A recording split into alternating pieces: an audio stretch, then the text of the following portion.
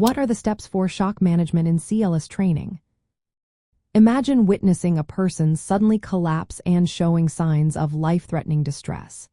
Immediate and effective response can make the difference between recovery and tragedy. When managing shock in a clinical setting, it is crucial to follow a structured approach to stabilize the patient and prevent further deterioration. The first step involves assessing the scene for safety and then quickly evaluating the patient's responsiveness. If the patient is unresponsive, check for breathing and a pulse. Confirming the absence of breathing or a pulse indicates that the patient is in cardiac arrest or severe shock, requiring prompt intervention. Next, activate emergency medical services without delay. This ensures that advanced care is en route and that the patient receives appropriate attention as soon as possible. While waiting for help, begin basic life support measures.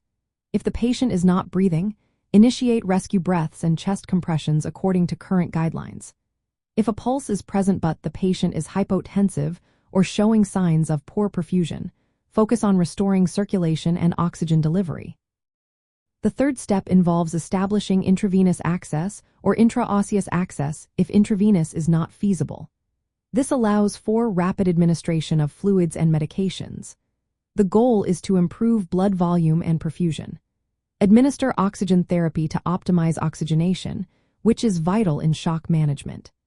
Keep the patient warm to prevent hypothermia, which can worsen shock by impairing clotting and metabolic processes. Monitoring the patient closely is essential. Observe vital signs such as blood pressure, heart rate, respiratory rate, and oxygen saturation. Reassess frequently to determine if interventions are effective. If the shock is due to hypovolemia, administer isotonic fluids like normal saline or lactated Ringer's solution. The volume of fluids depends on the patient's response and ongoing assessment. In cases where shock persists despite fluid resuscitation, consider the need for vasopressors to constrict blood vessels and improve blood pressure. Always be prepared to adjust treatment based on the patient's evolving condition. Throughout the process, communication with the healthcare team is vital to coordinate care effectively. Document all interventions and patient responses meticulously. By following these systematic steps, responders can optimize outcomes and stabilize patients experiencing shock efficiently and safely.